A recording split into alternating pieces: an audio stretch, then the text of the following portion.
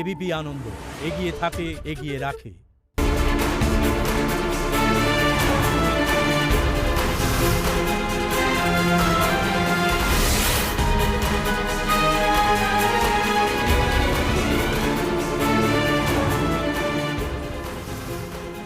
দিনটা ছিল 7ই জানুয়ারি।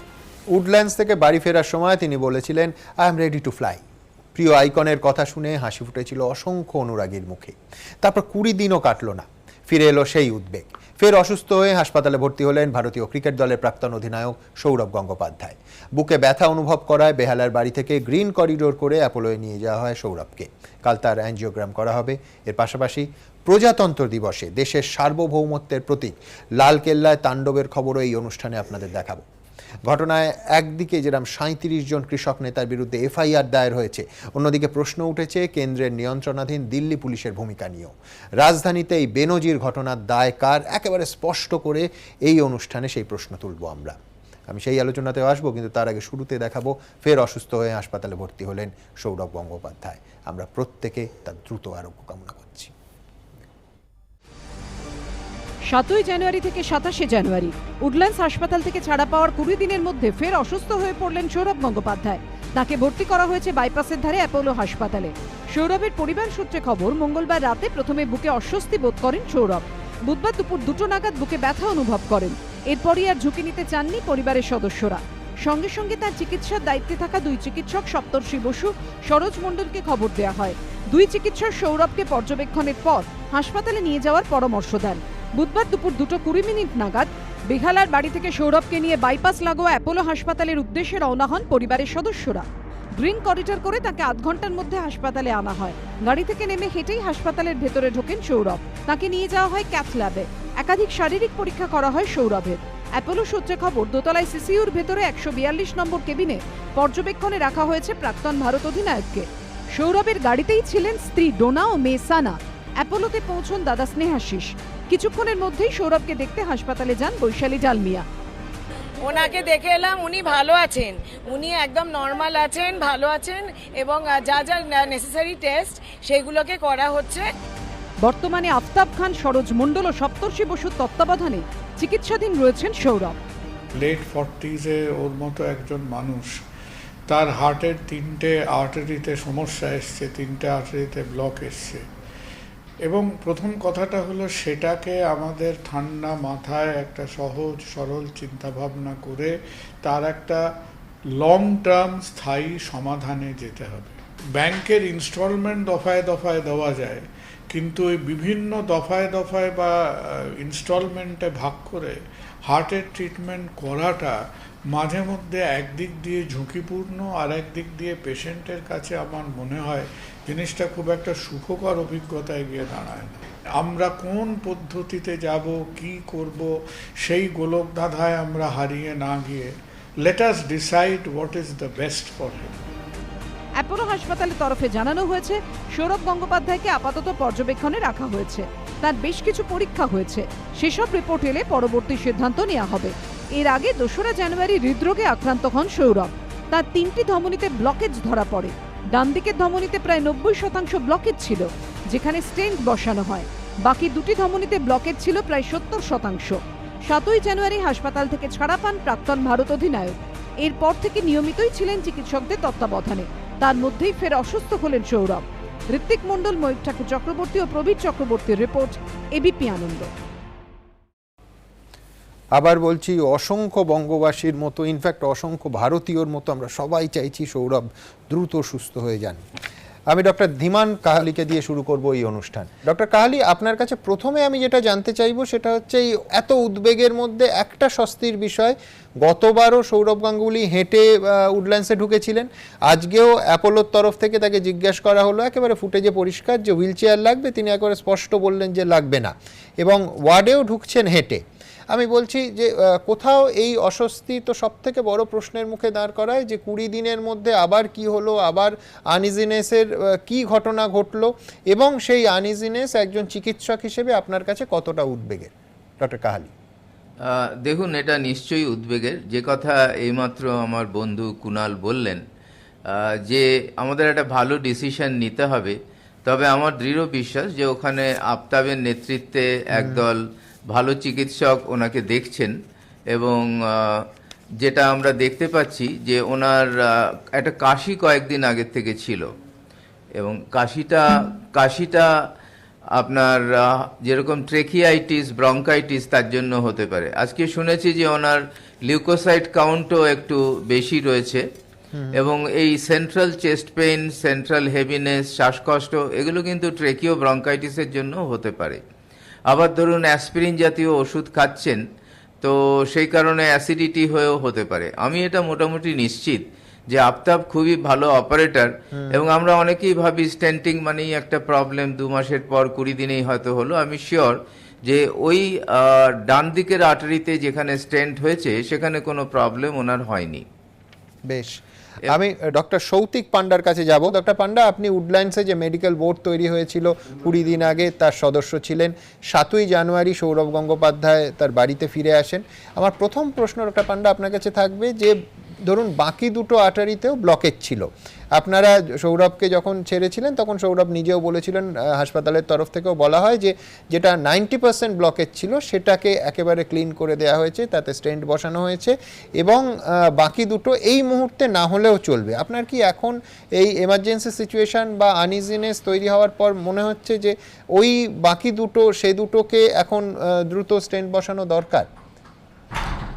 দেখুন, ওকে তো মেডিকেল বোর্ডের তরফ থেকে জানানো হয়েছিল, এটা সামগ্রিকভাবে একটা ডিসিশন নেওয়া হয় মেডিকেল বোর্ডের তরফ থেকে যে ওর পরবর্তী পর্যায়ে ওকে আবারও আসতে হবে এবং ওকে ভর্তি হতে হবে। আমরা আবার একটা অ্যানজিওগ্রাফি করব এবং তখন দেখে নেব যে লিশনসগুলোর কি স্টেটাস এবং সেই বুঝে আমরা উই উইল প্রোগ্রেস অ্যাকর্ডিংলি। আজকের ঘটনাটা যেটা আমার মনে হয় যে দুটো ব্লকেজ আছে ওর এখনও, সেখান থেকেই ওর অসুবিধার সৃষ্টি হয়েছে।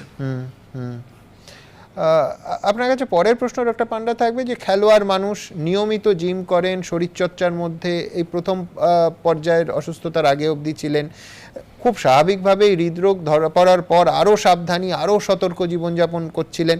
তো সেখানে এই দ্বিতীয় আর্টারি থেকে যেটা প্রাথমিকভাবে ওই যখন ভর্তি হলেন তখন যে মেডিকেল বুলেটিন ছিল সেখানে আমরা শুনেছিলাম যে 70% ব্লকেজ, তাহলে সেইটা কি কোনো সমস্যা সৃষ্টি করতে পারে 20 দিনের মধ্যে? দেখুন, ওর বাকি যে দুটো ব্লকেজ ছিল তার মধ্যে একটা ব্লকেজের যা শতাংশ ছিল সেটাতে আমাদের ধারণা ছিল যে ওটা ওষুধপত্রের মাধ্যমে খুলে যাওয়ার একটা সম্ভাবনা রয়েছে, কিন্তু আরেকটা যেটা ব্লকেজ আছে সেটাতে আমাদের একটা ধারণা ছিল যে এটাতে ওর একটা স্টেন্ট লাগবে। সুতরাং আমার ধারণা যে কালকে অ্যানজিওগ্রাফি করলে পরে এটা আরও সুন্দরভাবে চোখের সামনে ফুটে উঠবে যে এখন অ্যাট প্রেজেন্ট লিশনস দুটোর কী অবস্থা। তার কারণ বিগত 2-3 সপ্তাহ ধরে তো ওকে সমস্ত ওষুধপত্র দেওয়া আছে এবং টাইম টু টাইম আমাদের মনিটরিং টিম ওর দিকে নজরও রেখেছিল। বাড়িতে ও সমস্ত ওষুধপত্র খুব সুন্দরভাবে নিষ্ঠা ভরে সমস্ত নিয়েছে এবং যা যা বিধিনিষেধগুলো ছিল সেগুলো পালনও করেছে। সুতরাং তারপরে এখন অ্যাট প্রেজেন্ট ওর ওই কারেন্ট লিশনসগুলোর কী অবস্থা সেটা কালকের অ্যানজিওগ্রাফির পরেই আমরা বুঝতে পারবো। ডক্টর পান্ডা, কালকে ডক্টর দেবী শেঠি আসছেন এবং সেখানে পরের সিদ্ধান্ত নেওয়া হবে। আমি জাস্ট কৌতূহলের জন্য জানতে চাইছি, এটা কি সম্ভব যে ধরুন 3টে ব্লকেজ পাওয়া গেল এবং 3টেতেই পরপর স্টেন্ট বসলো, নাকি এই স্টেন্ট বসানোর প্রক্রিয়াটা এমনই যে দুটো স্টেন্ট বসানো বা একটা স্টেন্ট বসানোর মাঝে কিছু গ্যাপ দিতে হয়? চিকিৎসক হিসেবে আইডিয়াল সিচুয়েশনে আপনি কি সাজেস্ট করেন? দেখুন, এখন এই মুহূর্তে হাইপোথেটিক্যালি কিছু আলোচনা না করাই ভালো। আগামীকাল অ্যানজিওগ্রাফিটার পরেই ব্যাপারটা আমাদের আরও বেশি ভালোভাবে চোখের সামনে আসবে এবং ওই অ্যানজিওর পরেই কিন্তু ওখানে দাঁড়িয়ে পরিবারের সবার সাথে কথা বলে আলোচনা করে ব্যাপারটা আমাদের অগ্রসর হতে হবে, যেটা আমরা গতবারও তাই করেছিলাম।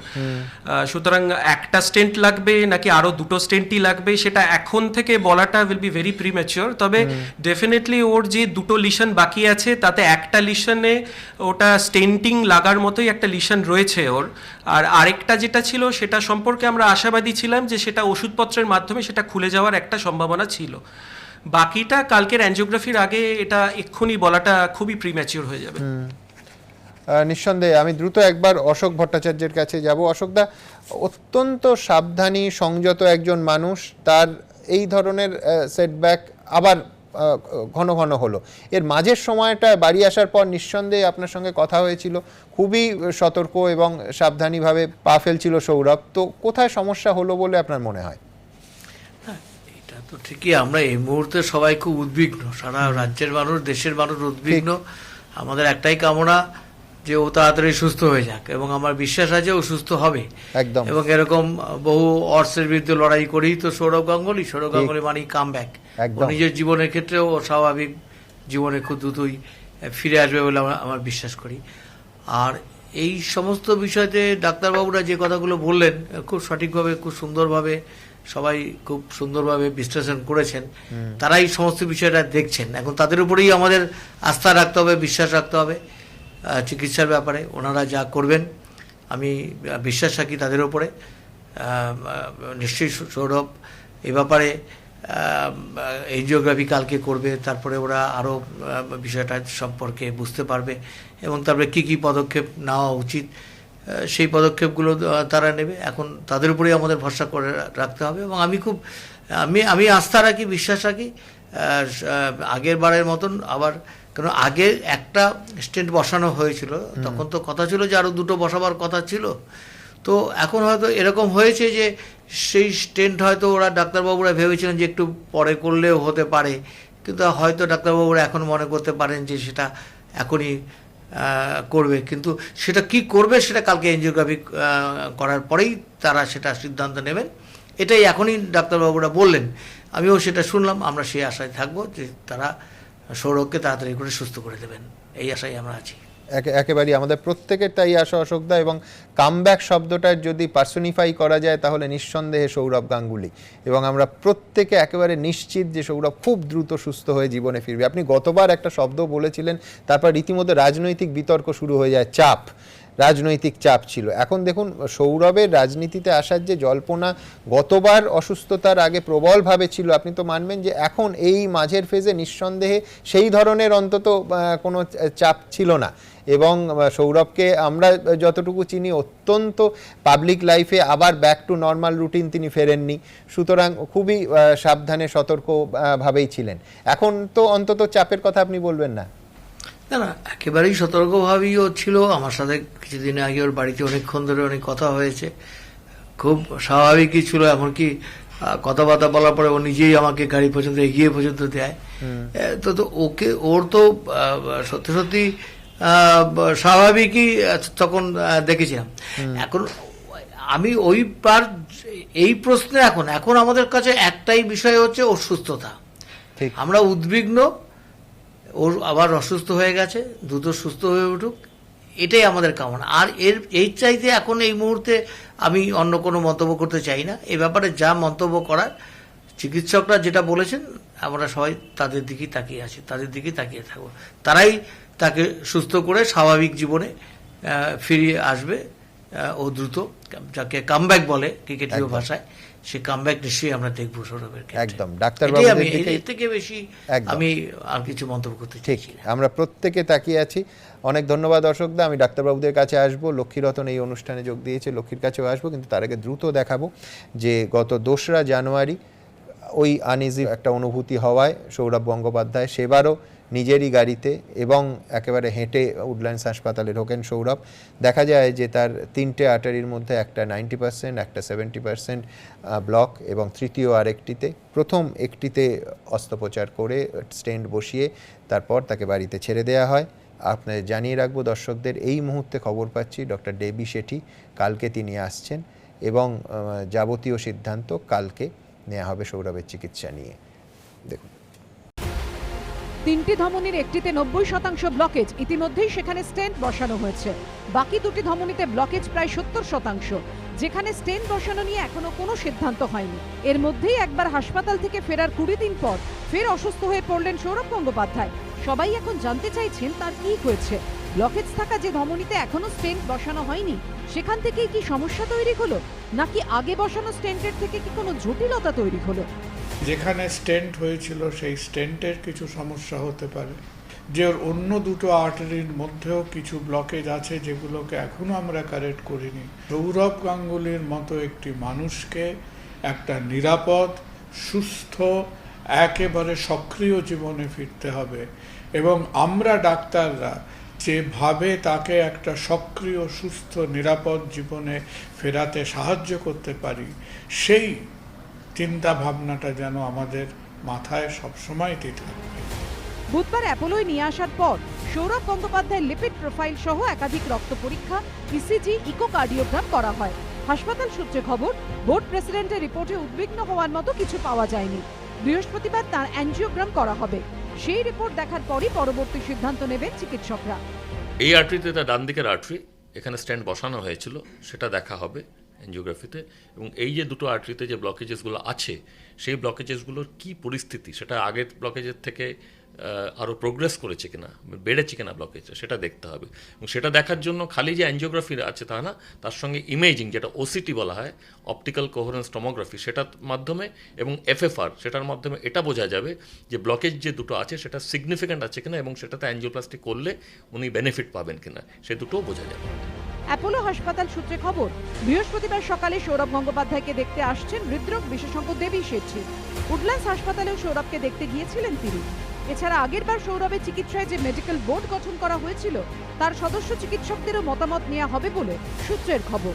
ঝিলম করঞ্জাই ও সন্দীপ সরকারের রিপোর্ট, এবিপি আনন্দ। আমি লক্ষ্মীরতন শুক্লার কাছে আসব।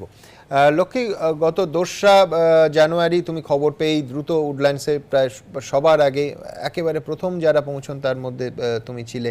তারপরে 7 তারিখে বাড়ি ফেরার পরও নিঃসন্দেহে তোমার সঙ্গে কথা হয়।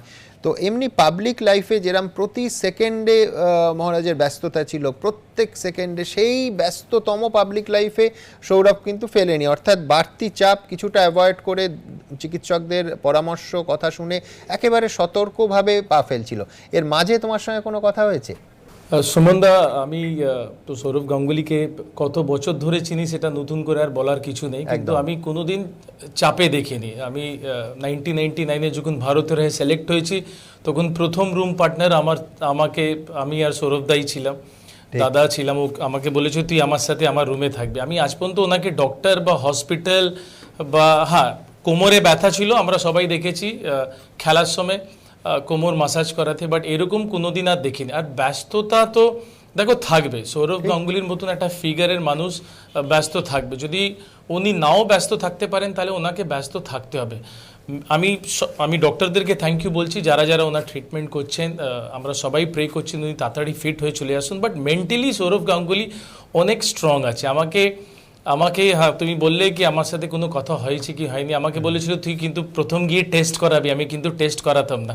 আমি যেটা বললাম সুমনদা কি সৌরভ গাঙ্গুলিকে কোনোদিন ডক্টর হসপিটাল দেখিনি। মানে আমি প্রায় 20 বছর একসাথে খেলেছি, ভারতের হয়ে খেলেছি, বাংলার হয়ে খেলেছি, IPL খেলেছি, প্রত্যেক সময় খেলেছি। কোমরের ব্যথা ছাড়া কোনো ব্যথা কিন্তু সৌরভ গাঙ্গুলির আজ পর্যন্ত দেখিনি। সো খুব খুব খুব বড় ব্যথা আমাদের জন্য কি দাদার এরকম একটা জায়গায় ব্যথা হয়েছে, হৃদয়ে ব্যথা।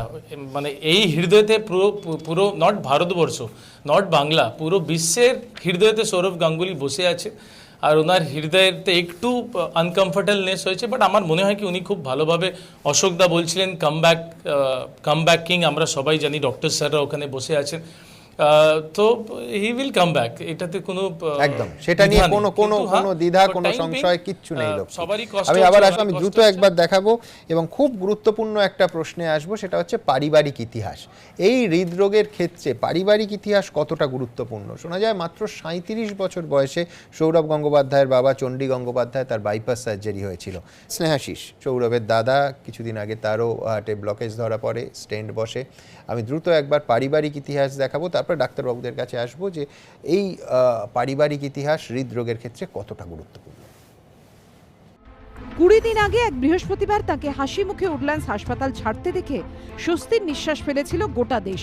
কিন্তু বুধবার ফের সবাইকে দুশ্চিন্তায় ফেলে হাসপাতালে ভর্তি হলেন সৌরভ গঙ্গোপাধ্যায়।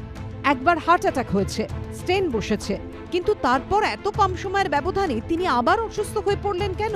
চিকিৎসকদের একাংশের মতে সৌরভকে নিয়ে উদ্বেগ থাকছে, কারণ তার পরিবারে হৃদরোগের ইতিহাস আছে। তার বাবা হার্টের রোগী ছিলেন। সম্প্রতি দাদা স্নেহাশিসের হার্টেও ব্লকেজ ধরা পড়েছে। দেখো, ফ্যামিলি হিস্ট্রির একটা প্রিডমিনেন্ট একটা তো সম্পর্ক আছেই, অনেক অসুখের ক্ষেত্রে হয়। বিসিসিআই প্রেসিডেন্ট স্টেন্ট বসিয়ে উডল্যান্ডস থেকে ফেরার কদিন পরই বুকে ব্যথা অনুভব করেন তার দাদা তথা সিএবির সচিব স্নেহাশিস গঙ্গোপাধ্যায়। উডল্যান্ডস হাসপাতালে সিটি অ্যাঞ্জিওগ্রাম করিয়ে একটি ব্লকেজ পাওয়া যায়। 22শে জানুয়ারি স্নেহাশিসের হার্টে স্টেন্ট বসানো হয়। সৌরভের বাবা চণ্ডী গঙ্গোপাধ্যায়ও হার্টের রোগী ছিলেন। 37 বছর বয়সে তার বাইপাস সার্জারি হয়েছিল। এই প্রেক্ষাপটে উডল্যান্ডস থেকে ফেরার 20 দিনের মধ্যেই ফের অসুস্থ হয়ে পড়ায় সৌরভকে নিয়ে উদ্বিগ্ন সকলেই। অথবা একটা ফ্যামিলির মধ্যে রান করছে, সেখানে কোলেস্ট্রলের যে ব্যাপারটা সেটা কিন্তু খুব ইম্পর্টেন্ট। যেটা বলা হয় যে হাইপার কোলেস্ট্রলেমিয়া, যেটা ফ্যামিলিয়াল হাইপার কোলেস্ট্রলেমিয়া বলা হয়, সেখানে যদি কারোর কোলেস্ট্রল লেভেল খুব হাই থাকে সেখানে কিন্তু এই ধরনের প্রবলেম হতে পারে। আপাতত প্রাক্তন ভারত অধিনায়ককে পর্যবেক্ষণে রেখেছেন চিকিৎসকরা। চলছে পরীক্ষা নিরীক্ষা।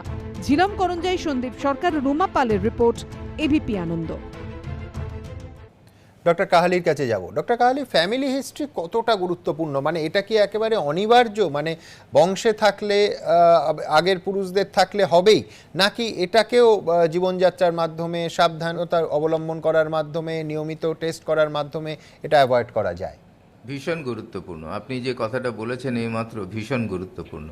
ফ্যামিলি হিস্ট্রি খুব সাংঘাতিকভাবে এই করোনারি আর্টারি ডিজিজকে ইনফ্লুয়েন্স করে। যেমন আমরা দেখলাম যে সৌরভবাবুর মতো একজন ফিট ইন্টারন্যাশনাল অ্যাথলেটিক হ্যাবিটের একজন ক্রিকেটার, সুপারস্টার, তো ব্যাপার হচ্ছে তিনিও অ্যাফেক্টেড হলেন, কারণ ওনার তো কোনো ঘাটতি ছিল না এক্সারসাইজে, এবং উনি ডায়েটের ব্যাপারেও খুব সাবধানী ছিলেন, খুব সংযমী ছিলেন, ড্রিঙ্ক করতেন না, স্মোক করতেন না, কিন্তু তার সত্ত্বেও আমরা দেখলাম যে উনি অ্যাফেক্টেড হয়েছেন।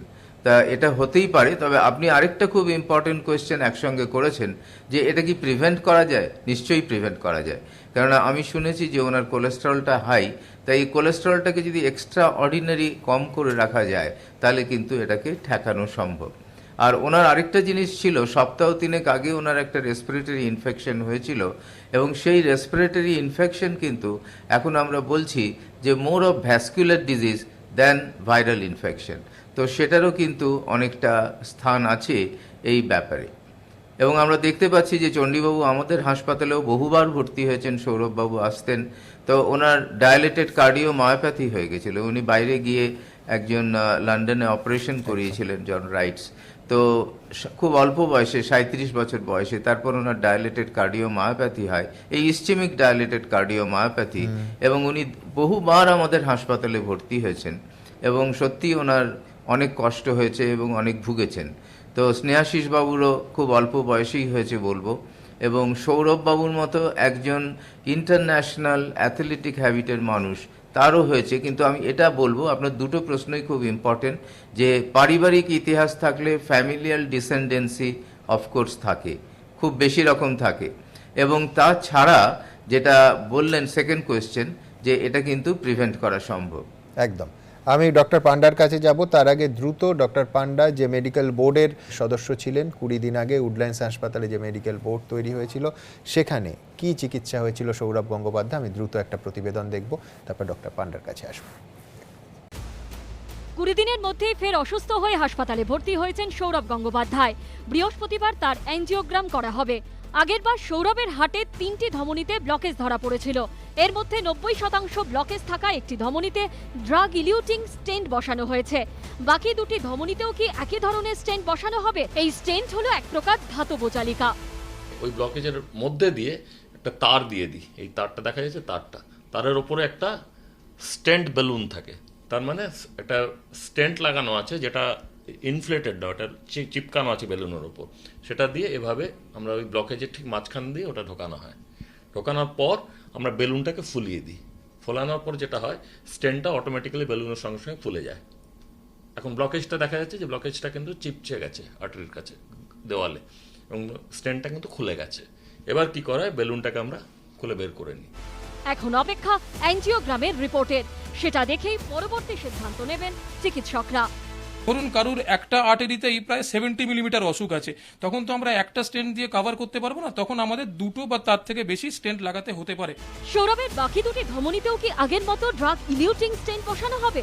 তা সম্ভবত জানা যাবে বৃহস্পতিবার।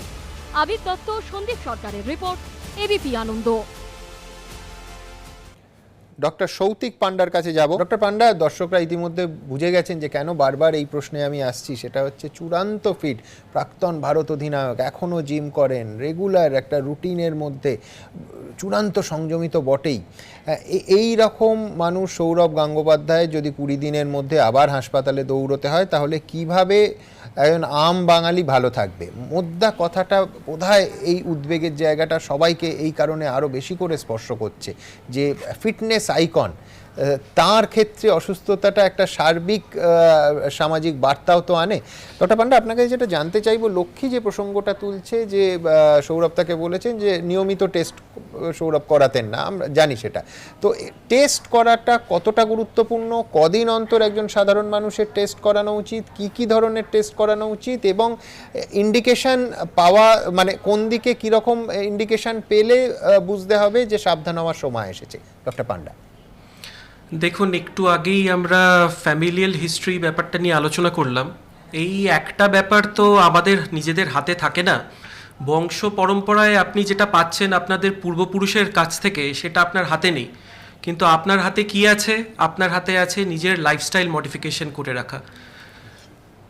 লাইফস্টাইল মডিফিকেশনের মধ্যে যেমন ধরুন একটা ডায়েট, একটা প্রপার ডায়েটের ব্যাপার চলে আসে, ভীষণ ইম্পর্ট্যান্ট। নেক্সট হচ্ছে একটা রেগুলার একটা এক্সারসাইজ শিডিউলের মধ্যে নিজেকে রাখা, এবং সবচেয়ে বেশি ইম্পর্ট্যান্ট হয়তো একটু ঘুম, 7 থেকে 8 ঘন্টা ডেইলি একটু ঘুম, যাতে স্ট্রেস ফ্যাক্টরটা আপনার লাইফে কম থাকে। একটা হবি ডেভেলপ করা, যে হবির মধ্যে আপনি নিজেকে কিছুক্ষণের জন্য ব্যস্ত রাখলেন, যাতে আপনার এই আজকের দিনের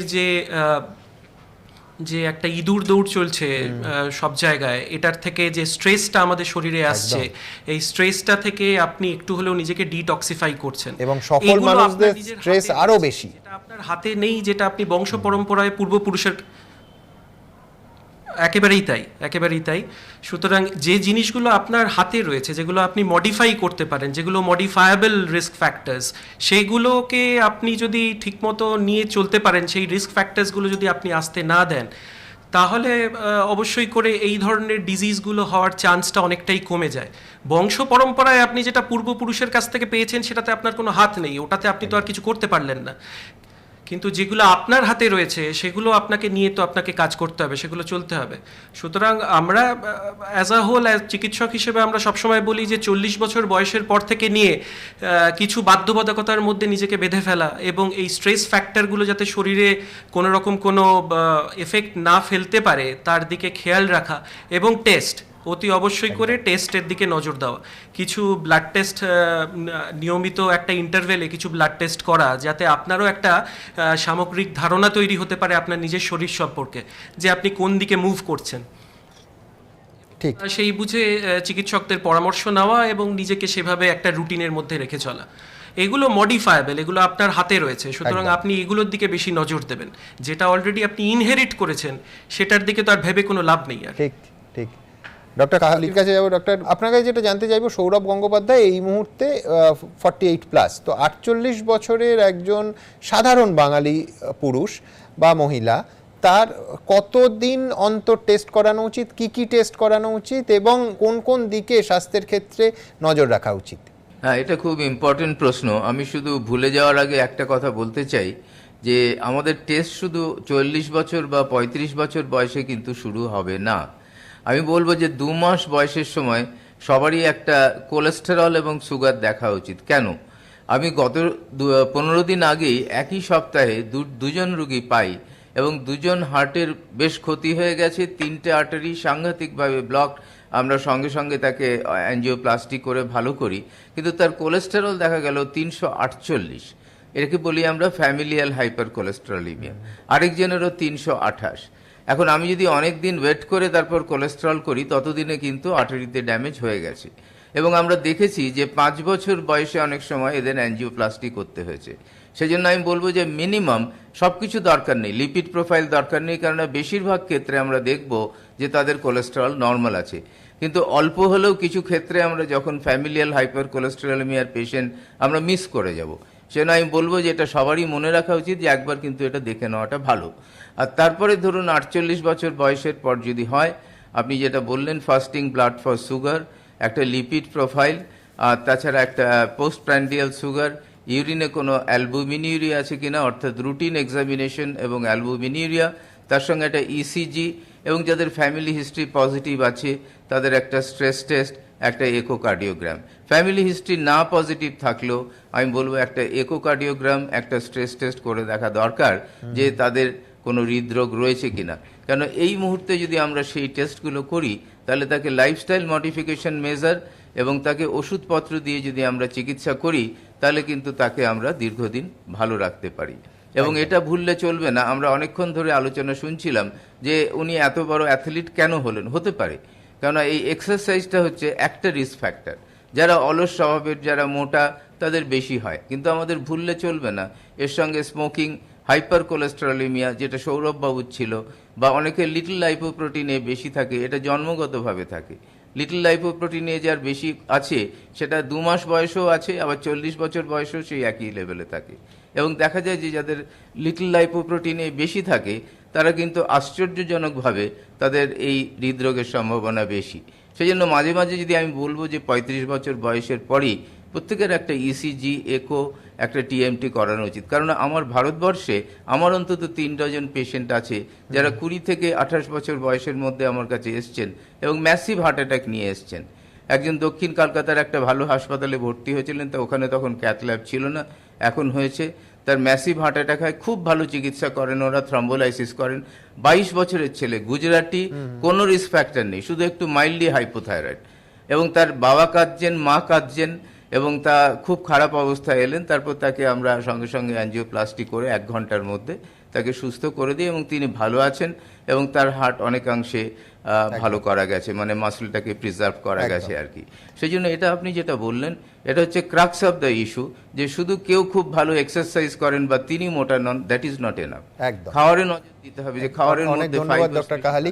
আমি ঠিক এই পয়েন্টেই লক্ষ্মীর কাছে আসবো, অর্থাৎ লক্ষ্মী, সাধারণভাবে আমাদের যে ধারণাটা আছে, আচ্ছা স্পোর্টসম্যান বা প্রাক্তন ক্রিকেটার, প্রাক্তন খেলোয়াড়, খেলার জগতে ছিল, কোথাও শরীরে মেদ নেই, সুতরাং চিন্তার কোনো কারণ নেই, টেস্ট না করলেও চলবে। এটা ডাক্তারবাবুরা বলছেন যে এটা ঠিক ধারণা নয় এবং প্রত্যেকের টেস্টের মধ্যে দিয়ে যাওয়া উচিত, নিয়মিত টেস্ট করানো উচিত, বিশেষ করে যদি পারিবারিক অসুখের ইতিহাস থাকে। তুমি টেস্ট করাও তো নিয়মিত লক্ষ্মী? না, অবভিয়াসলি ডক্টররা যেটা বলছেন তাদের সাথে কোনো দ্বিমত নেই, কিন্তু একটা জিনিস আছে কি, এক্সারসাইজ ইজ ভেরি ইম্পর্টেন্ট। আমরা সবাই টেস্ট করানোর চেষ্টা করি, কিন্তু ফিটনেস হলো কিন্তু সব থেকে বড় জিনিস। আজকে সৌরভ গাঙ্গুলি যে হেঁটে যাচ্ছেন হসপিটালে, এর আগেও গিয়েছিলেন হেঁটে, আজকেও গেছেন হেঁটে। আমার মনে হয় কি স্পোর্টস সবার মাঠে যাওয়া উচিত সুমনদা, আর অবভিয়াসলি নিজের খেয়াল নিজে রাখতে হবে। একদম, অনেক ধন্যবাদ, অনেক ধন্যবাদ ডাক্তারবাবুদেরও। আপনারা জানেন আমাদের ভেরিফাইড টুইটার অ্যাকাউন্ট সঙ্গে সুমন @IamSuman দিয়ে অসংখ্য শুভেচ্ছা বার্তা আসছে খুব স্বাভাবিকভাবে।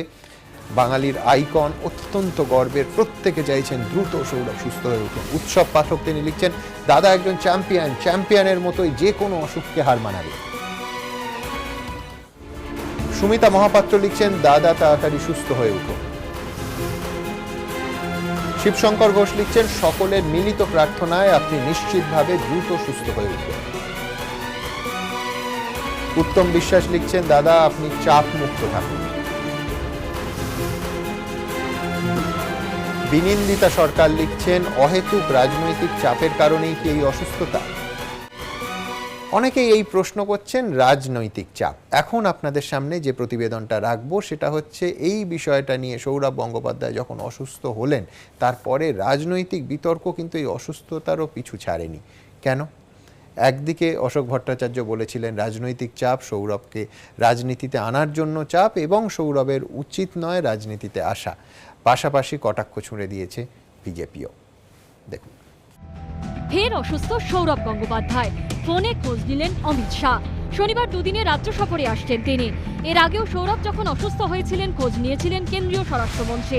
সূত্রের খবর, বুধবার সৌরভ গঙ্গোপাধ্যায়ের হাসপাতালে ভর্তির খবর পেয়েই রাজ্যের দায়িত্বপ্রাপ্ত বিজেপির পর্যবেক্ষক কৈলাস বিজয়বর্গীয়কে ফোন করে অমিত শাহ জানতে চান সৌরভ গঙ্গোপাধ্যায় কেমন আছেন, তার কি হয়েছে, কি চিকিৎসা চলছে। এরপর ফের সৌরভের স্ত্রী ডোনাকে ফোন করে মহারাজের শারীরিক অবস্থার খোঁজ নেন অমিত শাহ। সৌরভের খোঁজ নিয়েছেন অমিত শাহের ছেলে জয় শাহ। সৌরভ বিসিসিআই প্রেসিডেন্ট আর অমিত শাহের ছেলে জয় শাহ বিসিসিআই এর সচিব। প্রথমবার সৌরভ অসুস্থ হওয়ার পর তাকে দেখতে কলকাতায় এসেছিলেন বিজেপির প্রাক্তন সভাপতির ছেলে। এদিকে সৌরভ ফের হাসপাতালে ভর্তি হওয়ায় সবার মতোই উদ্বেগ রাজনৈতিক মহলেও। গতবার সৌরভ গঙ্গোপাধ্যায় যখন অসুস্থ হয়ে পড়েন তখন তাকে দেখে বেরিয়ে চাঞ্চল্যকর অভিযোগ করেছিলেন সৌরভের অত্যন্ত ঘনিষ্ঠ বলে পরিচিত অশোক ভট্টাচার্য। সৌরভ একটা অন্য জগতের মানুষ, আমরা চাই সেই জগতেই থাকুক, সবার প্রিয় হয়ে থাকবে। কিন্তু কেউ কেউ তাকে হঠাৎ করে মনে করছে তাকে ব্যবহার করে তাদের রাজনৈতিক স্বার্থ সিদ্ধি করা যাবে, এরকম যারা করেছে একটা প্রেশার তো হয় ওর ওপর, হয়নি এই কথাটা আমি বলবো না। কিন্তু আমি শুধু একটাই চাইছি, এই মুহূর্তে যেন কেউ যেন ওকে মানসিক রাজনৈতিক কোনোভাবেই কোনো চাপ যেন ওর ওপরে না হয়। দ্বিতীয়বার অসুস্থ হওয়ার পর বাম বিধায়কের ফের পরামর্শ, সৌরভের কোনো মতেই রাজনীতিতে আসা উচিত নয়। ওর মতন জনপ্রিয় কেউ নেই, কিন্তু সেই জনপ্রিয়তাটা ও অর্জন করেছে খেলার জগৎ থেকে। রাজনীতির জগতে ও আসুক এটা আমি চাই না, আমি সেটা ওকে সরাসরি আগেও বলেছি। এর আগে সৌরভকে আনতেই হবে আমাদের দিকে, একটা লড়াই চলেছে, চেষ্টা চলেছে, চাপ চলেছে। আবার এখন আনতে হবে আমাদের দিকে, আরও কেউ বাড়তি লড়ে যাচ্ছেন, চাপ দিচ্ছেন। সৌরভ তো মানুষ, গণতান্ত্রিক, ভালো, গৌরব, সেই মর্যাদার জায়গায় আমরা ওকে রাখতে চাই। সৌরভের উপর কি রাজনীতিতে যোগ দেওয়ার জন্য কোনো চাপ তৈরি করা হচ্ছে, এই প্রশ্ন আগে উঠেছিল। ফের অসুস্থ হয়েছেন মহারাজ, তাই ফের সেই পুরনো জল্পনা। সৌরভের মতন স্ট্রং ম্যান সেখানে বারবার অসুস্থ হয়ে পড়াটা আমার মনে হয় হয়তো বা কোনো চাপ থাকতে পারে বাইরে থেকে। আমি চাই না সৌরভ কোনো জায়গায় যাক, সৌরভ খেলোয়াড়, খেলার জগতে থাকুক। ব্যাটসম্যান হিসেবে তার সামনে যখন ওয়াকার ইউনিস বল করতেন, ব্রেট লি বল করতেন, ম্যাকগ্রা ছিলেন, তাদেরকে সামনে থেকে তিনি ভারতীয় টিমকে লিড করেছেন। তিনি অমিত শাহর জন্য ভয় পেয়ে যাচ্ছেন আর বুকে ব্যথা হচ্ছে, এসব কি কথাবার্তা বলছেন এনারা? সৌরভ গঙ্গোপাধ্যায় অনেক বড় বড় চাপ সামলিয়েছেন, সারা দেশকে জেতানোর জন্য মাঠের মধ্যে 11 জনের নেতৃত্ব দিয়েছে। তাদের কাছে একটা রাজনীতি দলে যাওয়া না যাওয়া নিয়ে কিসের চাপ তৈরি হবে? আবার তো সৌরভ গঙ্গোপাধ্যায়ের মতন এত বড় ক্রিকেটারকে দুর্বল করে দিবে, মানসিক চাপে ভারাক্রান্ত করবে, এমন বাসিলতা আমি অন্তত করি না। সৌরভের উপর রাজনৈতিক চাপ আছে কিনা তা নিয়ে বিতর্ক অব্যাহত। এরই মধ্যে চিকিৎসকরা বলছেন মানসিক চাপ থেকেও অনেক সময় অসুস্থ হয়ে পড়ার জোরালো সম্ভাবনা থাকে। রক্ত চলাচলে ব্যাঘাত ঘটেছে, হয়তো আবার ঘটেছে, তো স্টেন্টের হয়তো দরকার পড়তে পারে, কিন্তু তার সাথে চিন্তা, একটা মানুষের সব প্রতিনিয়ত চিন্তা, সেগুলো কিন্তু আরও সমস্যা বাড়িয়ে দেয়। মানসিক যে চাপটা অনেকে নিতে পারে না, অনেকে নিয়ে নিচ্ছে, কিন্তু কেউ কেউ কারুর হাতের বাইরে চলে যাচ্ছে, তখনই এই সমস্যার উৎপত্তি হয়।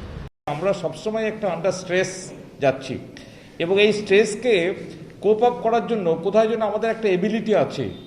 যখন এই কোপিং এবিলিটিটা আমাদের লিমিট ক্রস করে যায়, তখন কিন্তু আমরা একটা পারসিভ থ্রেট টু ওয়েলবিং, যে জায়গা থেকে আমাদের ইসকেমিক হার্ট ডিজিজ হতে পারে, যে জায়গা থেকে আগামী দিনে ইসকেমিক হার্ট ডিজিজ থেকে আমাদের হার্ট ব্লক হতে পারে, যে জায়গা থেকে আমাদের কোনো কোনো ক্ষেত্রে হার্ট অ্যাটাকও হতে পারে, যেটাকে আমরা বলি মায়োকার্ডিয়াল ইনফাকশন।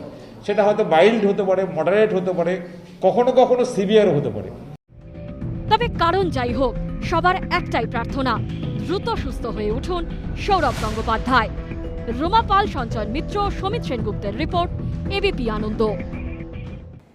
ঘণ্টাখানেকের সফরের এই পর্যায়ে জাতীয় রাজনীতির অত্যন্ত গুরুত্বপূর্ণ একটা বিষয় নিয়ে আলোচনা করব চেস ক্লক ফরম্যাটে। আমি প্রথমেই বলে রাখি, প্রজাতন্ত্র দিবসে স্বাধীন ভারতের নাগরিকরা যে ছবি দেখলেন তা মোটেই আমাদের মাথা খুব সম্মানের সঙ্গে উঁচু করে রাখতে দেয় না। তার কারণ সার্বভৌমত্বের প্রতীক লালকেল্লা, সেইখানে কয়েক ঘন্টা আগে জাতীয় পতাকা তোলা হয়েছে, সেখানে ধর্মীয় পতাকা তুলে দেওয়া হলো। সব থেকে বড় কথা, যেভাবে গোটা রাজধানীর জীবনযাত্রা স্তব্ধ করে রেখে আন্দোলনের নামে তাণ্ডব চলল, গুন্ডামি চলল, কোনো শুভবুদ্ধি সম্পন্ন মানুষ তাকে সমর্থন করতে পারেন না। অবশ্যই এর পেছনে চক্রান্ত আছে কিনা দেখা উচিত, দিল্লি পুলিশের ভূমিকা একেবারে খতিয়ে দেখা উচিত, কিন্তু তা সত্ত্বেও ঠিক যে কায়দায় তাণ্ডব চলল তাকে সমর্থন করব কি করে? দ্রুত প্রতিবেদনটা দেখব, আলোচনায় আসবো।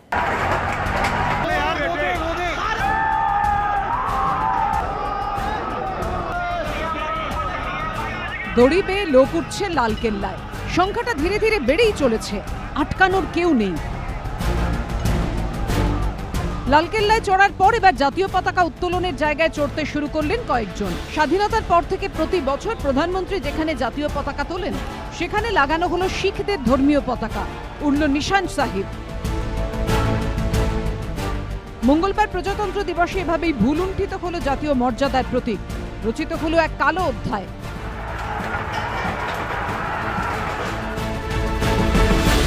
এখানে আগে পাঁচিলটা তারা ভাঙচুর করে এবং ব্যারিকেড যে লাগানো হয়েছিল সেটাকে তারা ভেঙে দেয়। এইটা এখান থেকে কিন্তু চেকিং করার পর এন্ট্রি হতো, কিন্তু দেখুন ভাঙচুর করা হয়েছে গেটটাকে। লালকেল্লা সংরক্ষণের দায়িত্ব রয়েছে পুরাতত্ত্ব বিভাগের হাতে, নিরাপত্তার দায়িত্বে দিল্লি পুলিশ, মোতায়েন থাকে আধা সামরিক বাহিনীও।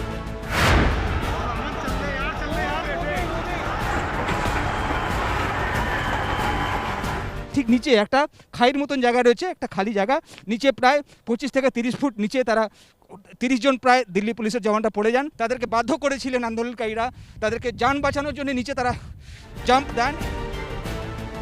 বুধবার সকালে কেন্দ্রীয় সংস্কৃতি মন্ত্রী যখন লালকেল্লায় ক্ষয়ক্ষতি পরিদর্শনে যান, তখন সেখানকার নিরাপত্তা ব্যবস্থা চোখে পড়ার মতো।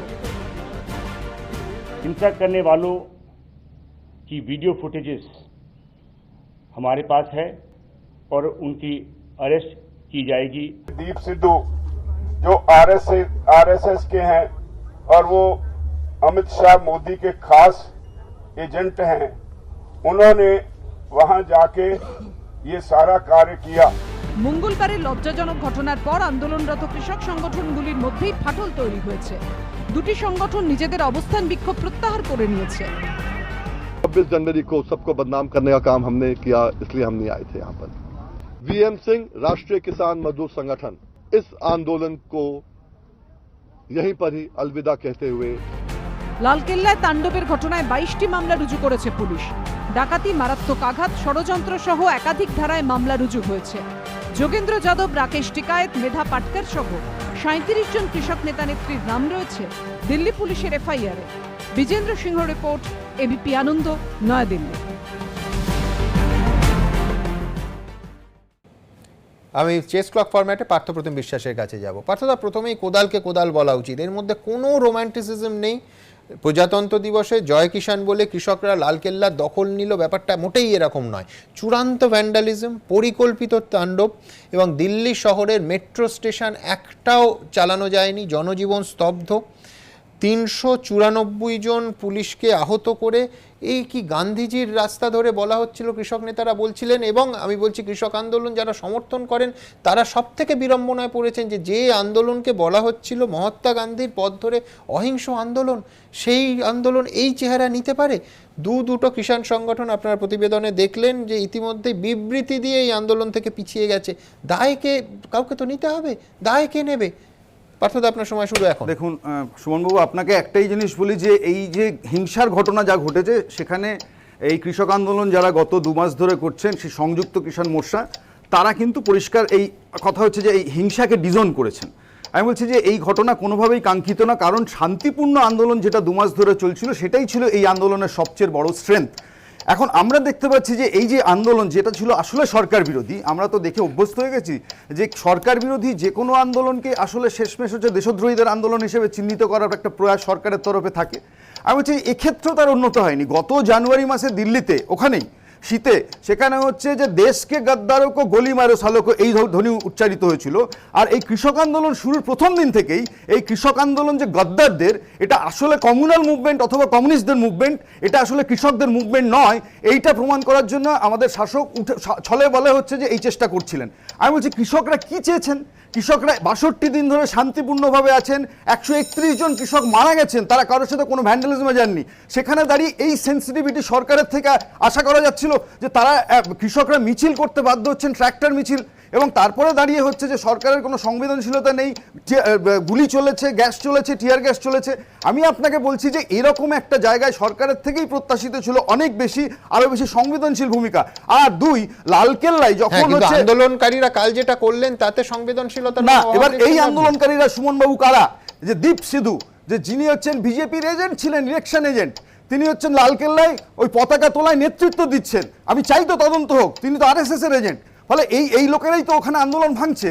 তো এই আন্দোলনকারীদের মধ্যে যে মির্জাফর বিভীষণ তৈরি করার চেষ্টা কেন্দ্রের তরফ থেকে করা হয়েছে, শাসক দলের তরফ থেকে। কালকের ভ্যান্ডালিজম তারই নমুনা, এই আন্দোলন ভাঙার চেষ্টা করছে। আমি বলছি যে এটা অত্যন্ত নিন্দনীয় একটা জিনিস। আমি একটাই কারণে বলবো যে দিল্লি পুলিশ কেন ওখানে নীরব দর্শক হয়েছিলেন, দেখে মনে হচ্ছিল যেন মাউন্টেনিয়ারিং অ্যাসোসিয়েশনের ট্রেনিং কোর্স চলছে লালকেল্লায় ওঠা। আমি বলছি এই জায়গাকেও খেয়াল রাখতে হবে যে এই পুলিশ ওই ষড়যন্ত্রের মধ্যে ছিল কিনা, এটা এই তদন্ত হওয়া উচিত। খুব গুরুত্বপূর্ণ পয়েন্ট বলেছেন। একটা হচ্ছে যে দিল্লি পুলিশের ভূমিকা, কেন এই ভূমিকা সন্দেহজনক, এই চিঠি সেই কথা বলবে, আমি এই চিঠির বিস্তারিত ব্যাখ্যায় আসব। কিন্তু তার আগে দীপ সিধু, সেই কথা পার্থবাবু বললেন, অবশ্যই আমার বিজেপির অতিথি প্রণয় রায়ের কাছে আমি সেই প্রশ্নে আসবো, কিন্তু তার আগে রাজনৈতিক প্রতিক্রিয়া। নিঃসন্দেহে যে ঘটনা গোটা দেশের রাজনীতিকে ওলটপালট করে দেয়, সেই ঘটনায় রাজনৈতিক প্রতিক্রিয়া তো প্রবল হবেই। দেখুন,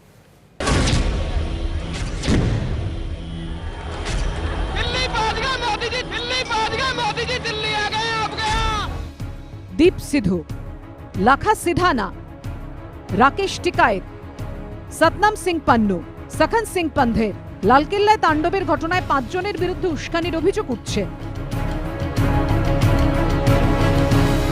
सरकार माननी नहीं, ज्यादा कैडी पड़ रही सरकार।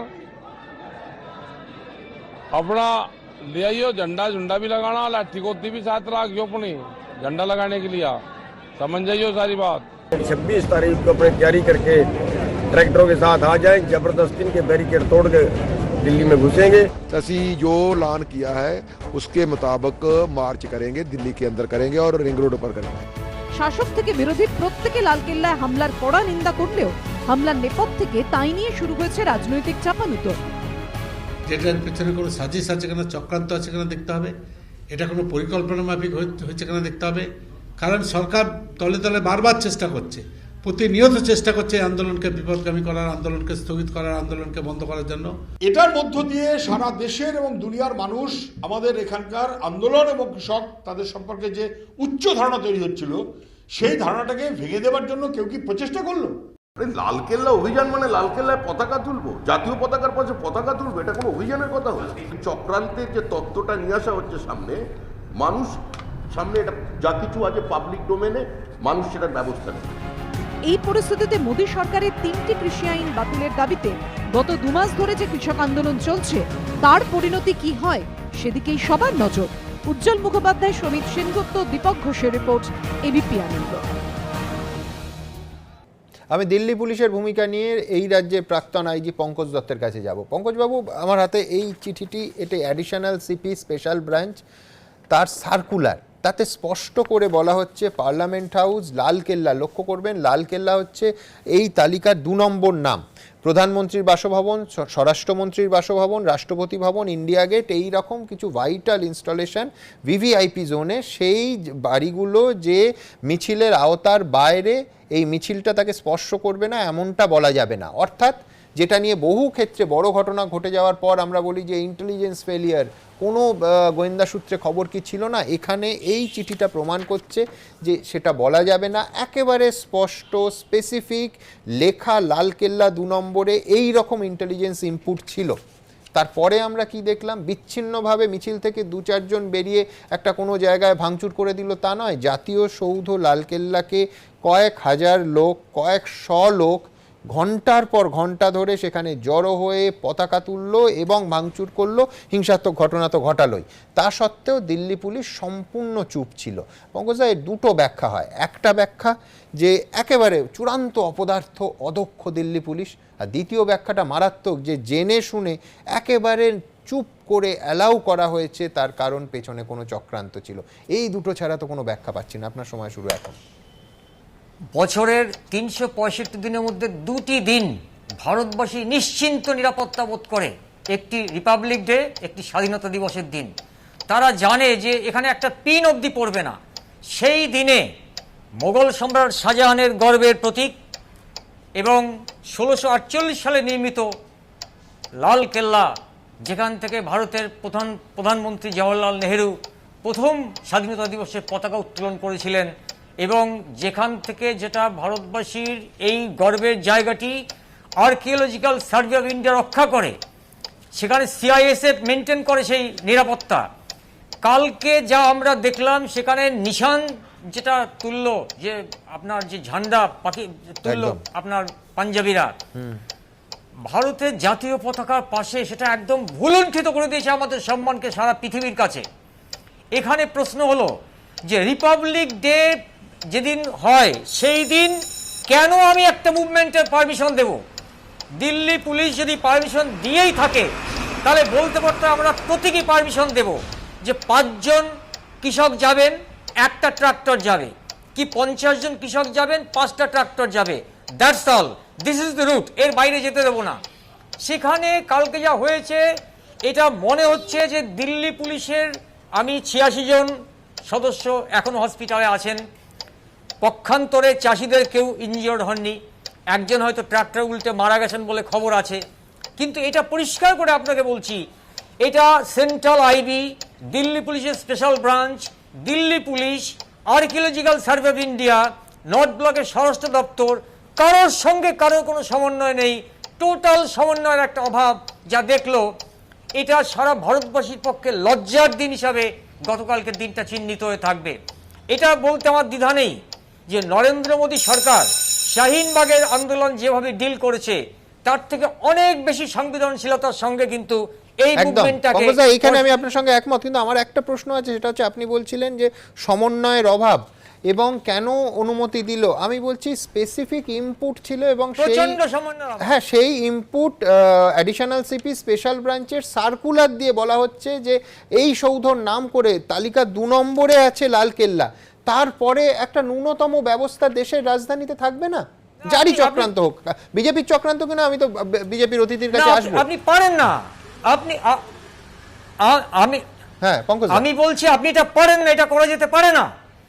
এটা ইন্ডিয়ার গৌরব, ইন্ডিয়ার গ্লোরি, তার সঙ্গে আপনি কম্প্রোমাইজ করতে পারেন না। এবং কালকে যেভাবে পুলিশ মার খেয়েছে তাতে মনে হয়েছে যে দিল্লি পুলিশের সম্মানও ভুলুণ্ঠিত হয়েছে লালকেল্লার সঙ্গে সঙ্গে। এবং এই যে সমন্বয়ের অভাব, এটা কিন্তু দায় দায়িত্ব কিন্তু গিয়ে বর্তাবে কেন্দ্রীয় স্বরাষ্ট্রমন্ত্রীর অ্যাকাউন্টে, এর মধ্যে কোনো রকম সন্দেহ আমার নেই। আমি কেন্দ্রীয় স্বরাষ্ট্রমন্ত্রীর কথা উঠলো, আপনাদের জানিয়ে রাখি কংগ্রেস একেবারে আনুষ্ঠানিকভাবে অমিত শাহর পদত্যাগ দাবি করেছেন। কংগ্রেস বলছে যে প্রজাতন্ত্র দিবসের দিন যদি লালকেল্লা দখল হয়ে যায় স্বরাষ্ট্রমন্ত্রী আর পদত্যাগ ছাড়া কি রাস্তা বাকি থাকে। আমি প্রণয় রায়, বিজেপির অতিথি, আমার সঙ্গে যোগ দিয়েছেন। প্রণয় দা, দীপ সিধু বারবার যে নামটা হচ্ছে, বিজেপির ঘরের লোক দাদা, আপনি এত বছর ধরে বিজেপি দল করছেন, স্বয়ং নরেন্দ্র মোদী এবং অমিত শাহর সঙ্গে মানে একটা একই জায়গায় বসে আলোচনা করার ছবি সাধারণ মানুষ তুলতে পারে না। আমি বলছি বিজেপি কর্মী নেতারা কজন পারেন গোটা ভারতবর্ষে আমার জানা নেই। আমি তো বিজেপি সাংসদ সানি দেওলের সঙ্গে ঘনিষ্ঠতা তুলছিই না, কিন্তু স্বয়ং দেশের প্রধানমন্ত্রী এবং স্বরাষ্ট্রমন্ত্রীর সঙ্গে যার ছবি থাকে সেইটা নিয়ে খানিকক্ষণ আগে পার্থবাবু প্রশ্ন তুলেছেন। বিষয়টা এই রকম নয় তো, হান্নান মোল্লারা যে অভিযোগ করছেন যে পুরোটাই চক্রান্ত। কেন চক্রান্ত? যে সরকার ঘনিষ্ঠ কাউকে দিয়ে আন্দোলনকে বদনাম করা, আন্দোলনকে কক্ষচ্যুত করা, লক্ষ্যচ্যুত করা এবং বিচ্যুত করে একটা ষড়যন্ত্র তৈরি হয়েছিল এবং জনমানুষে এই আন্দোলনের ছবিটা একেবারে কলঙ্কিত করে দেয়া, এই চক্রান্ত বিজেপির অভিযোগ পার্থবাবুদের। প্রণয় দা, আপনার সময় শুরু এখন।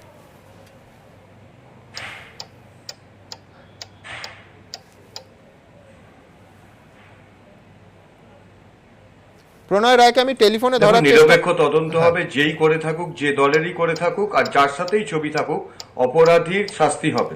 কিন্তু কথা হচ্ছে যে গতকাল মোহাম্মদ সেলিমের যে বিবৃতি, মোহাম্মদ সেলিম বলেছিলেন, প্রকাশ্যেই বলেছিলেন যে প্রতীকী হলেও লালকেল্লায় লাল ঝান্ডা উড়েছে। অর্থাৎ এই যে মোহাম্মদ সেলিমের যে বিবৃতি, এটা থেকেই পরিষ্কার যে এই আন্দোলন পরোক্ষভাবে কারা উস্কানি দিয়েছে এবং তারা উৎসাহিত হয়েছে। তাদের মোহাম্মদ সেলিমের এই বিবৃতিতে যে অপকর্ম যারা করেছে তারাই উৎসাহিত হয়েছে। দেখুন, গণতান্ত্রিক প্রক্রিয়ায় বামপন্থীরা কোনোদিনই ভারতবর্ষের শাসন ক্ষমতায় আসেনি, বামপন্থীদের কোনো প্রধানমন্ত্রী লালকেল্লায় তিরঙ্গা ঝান্ডা তুলতে পারেনি, ভবিষ্যতেও হয়তো পারবে না। তার জন্য বিচ্ছিন্নভাবে এই আন্দোলনকে তারা মদত দিয়েছে এবং একাধিক কৃষক নেতা তারা বলেছেন যে এই আন্দোলনের থেকে তারা বেরিয়েও এসছেন এবং তারা মর্মাহত। এই অবস্থায় দাঁড়িয়ে বামপন্থীরা যখন বলছেন যে লালকেল্লাতে প্রতীকী হলেও লাল ঝান্ডা উড়েছে, এটা নিশ্চিতভাবে প্রথম যে কৃষক আন্দোলনটা শুরু হয়েছিল তাতে কোনো রাজনৈতিক দলের রং ছিল না, কোনো রাজনৈতিক দলের ঝান্ডা ছিল না, কিন্তু পরোক্ষভাবে পরে বামপন্থীরা সেই যে আন্দোলন, সেই আন্দোলনকে হাইজ্যাক করার চেষ্টা করেছে এবং গতকালের যে ঘটনা, সেই ঘটনার সাথে প্রত্যক্ষভাবে বামপন্থীরা যুক্ত আছে এবং বামপন্থীরা উৎসাহিত করেছে এবং তার জন্য তারা উৎসাহ করে মোহাম্মদ সেলিম যেমন বিবৃতি দিচ্ছেন, অন্যরা বলতে যাচ্ছেন যে এই আন্দোলনটার কেউ কিন্তু গতকালের ঘটনাকে নিন্দা করেননি। বারবার যেটা করছেন সেটা সরকারকে দোষারোপ করছেন। নিঃসন্দেহে সরকার তদন্ত করবে এবং যে দোষী হোক তার শাস্তি হবে, কিন্তু ঘটনা হচ্ছে বামপন্থীরা যেভাবে কৃষক আন্দোলনে নামে, আজকে পশ্চিমবঙ্গে কেন বামপন্থীরা আন্দোলন করছে না? পশ্চিমবঙ্গের যে সমস্ত কৃষকরা 14,000 টাকা করে পেল না, সেই সমস্ত কৃষকদের নিয়ে কেন আন্দোলন নেই বামপন্থীদের? আজকে এই ভূমি সংস্কার তো বামপন্থীরা করেছিলেন। আজকে পাঞ্জাবের যে আন্দোলন হচ্ছে, বেশ, অর্থাৎ সরাসরি বামপন্থীদের দায় মোহাম্মদ সেলিম উস্কানি দিয়েছেন। আমি পার্থপ্রতিম বাবুর কাছে আসবো। পার্থদা, একটাই শুধু সংশয়, সেটা যে ভোটে উত্তর ভারতে যদি বামপন্থীদের এমন দাপট থাকে যে এই ধরনের সংগঠিত তাণ্ডব সেটাকে রূপায়িত করা যায়, তাহলে তো ভোটেও তার প্রভাব পড়তো, ছাপ পড়তো, সে তো দেখি না। যাই হোক, না, আমি প্রণয়বাবুকে বলবো যে কৃষক আন্দোলন সম্পর্কে বামপন্থীরা কি করবেন এই বিষয়ে আপনাদের অভিভাবক হওয়ার কোনো দরকার নেই, সেটা পশ্চিমবঙ্গ সফলভাবে করে দেখিয়েছে 34 বছর থাকার সময়।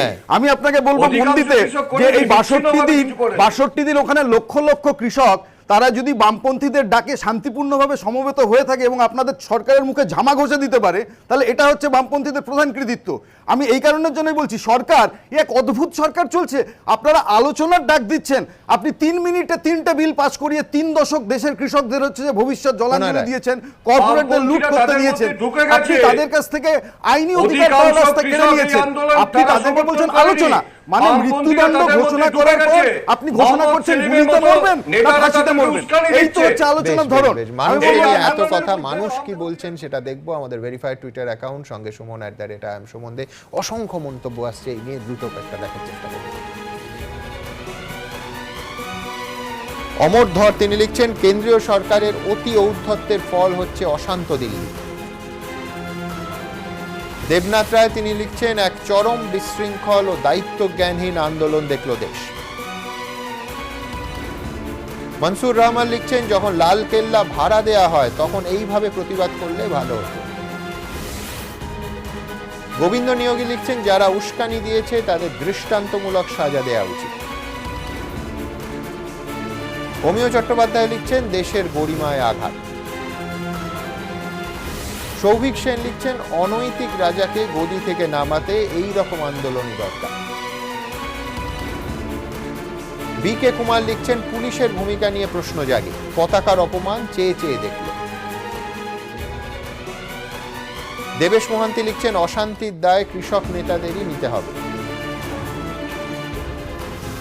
সাবির আহমেদ লিখছেন, কৃষক আন্দোলনকে বানচাল করার চেষ্টা করছে কেন্দ্র। আর এবার যে নামটা এতক্ষণ ধরে আলোচিত হচ্ছে, দীপ সিধু। কে সে?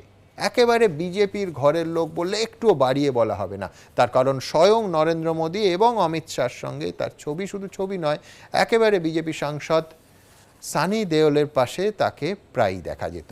এই মুহূর্তে কি তার ভূমিকা, কেন বারবার প্রশ্ন উঠছে তার ভূমিকা নিয়ে, দেখুন।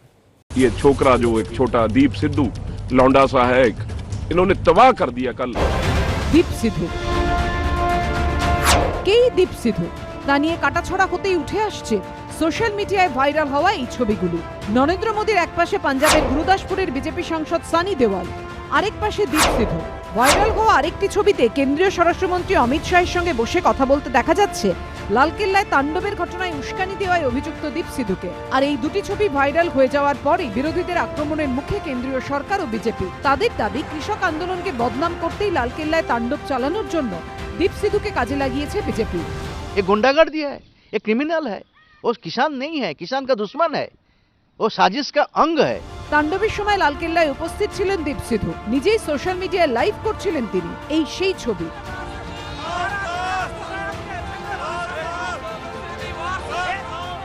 দীপ সিধু একজন পাঞ্জাবি গায়ক ও অভিনেতা। 2019 সাল থেকে সিধুকে দেখা যায় রাজনীতির আঙিনায়। গত লোকসভা ভোটে বিজেপি প্রার্থী সানি দেওয়ালের প্রচার সঙ্গী ছিলেন সিধু। প্রায় সব জায়গাতেই সানির সঙ্গে তাকে দেখা যেত। এই প্রেক্ষাপটে একটি পুরনো ভিডিও ভাইরাল হয়েছে। সেখানে দীপ সিধুকে নিজের ছোট ভাই বলে সম্বোধন করছেন বিজেপি সাংসদ। दीप ने वैसे जानने काफी साल तो ही is like a younger brother to me. Deep Sidhu प्रधानमंत्री मोदी और अमित शाह के साथ फोटो खिंचवाकर बैठक साझा करता है, उसे और उसके समर्थकों को लाल किले तक जाने की अनुमति किसने दी? श्री अमित शाह को बगैर देरी के बर्खास्त किया जाना चाहिए। লালকেল্লায় তাণ্ডবে দীপসিধুর নাম জড়ানোর পর বিজেপি সাংসদ সানি দেওয়াল টুইট করে দাবি করেছেন, লালকেল্লায় যা ঘটেছে তা দেখে মন ভারাক্রান্ত। আমি গত 6 ডিসেম্বর টুইটারের মাধ্যমে এটা স্পষ্ট করে দিয়েছিলাম যে দীপসিধুর সঙ্গে আমার বা আমার পরিবারের কোনো সম্পর্ক নেই। জয় হিন্দ। বিজেপির মুখপাত্র শাহনাজ হোসেন কৃষক সংগঠনগুলোকে দোষে বলেছেন, কৃষক সংগঠনের নেতারা বড় গলায় বলেছিলেন শৃঙ্খলা বজায় রেখে আন্দোলন হবে, তারা গণতন্ত্র দিবসের উৎসবে অংশ নেবেন। কিন্তু মঙ্গলবার যা হলো তা উৎসব না ভারতের ওপর হামলা? লালকেল্লাকে অপবিত্র করা হয়েছে। এবিপি আনন্দ। আমাদের রাজনৈতিক ব্যঙ্গচিত্রের বিষয় আজ ওই কৃষি আইন বিতর্ক। 11 দফার আলোচনা, 1.5 বছরের জন্য আইন কার্যকর না করার প্রতিশ্রুতি, কিছুই শেষ পর্যন্ত যে ক্ষোভের আগুনে জল ঢালতে পারেনি সেটা তো বোঝা গেল এতক্ষণ ধরে জানি আমরা আলোচনা করলাম প্রজাতন্ত্র দিবসের দিনই। বিক্ষুব্ধ কৃষকরা সেই আইন বাতিলের দাবিতে আজও এখনও অনড়। বিতর্কের জল গড়িয়েছে সুপ্রিম কোর্ট পর্যন্ত। এখন দেখুন কোথাকার জল কোথায় যাবে, কোথায় গিয়ে দাঁড়াবে সে তো ভবিষ্যৎ বলতে পারে। তার আগে এটা নিয়ে অ্যানিমেশন করেছি বলে আবার কেস দেবেন না প্লিজ। দেখুন, কেস দেবেন না প্লিজ।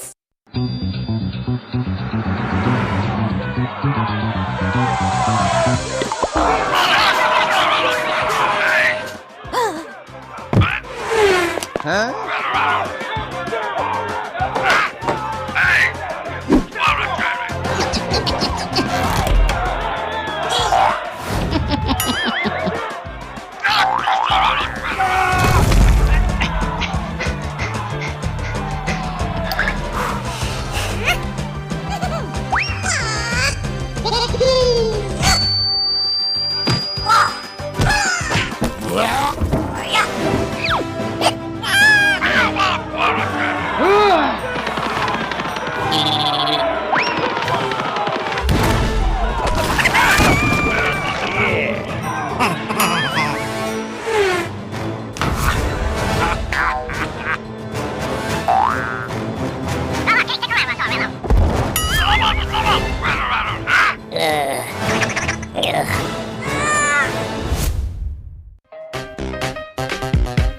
কেস দেবেন না প্লিজ।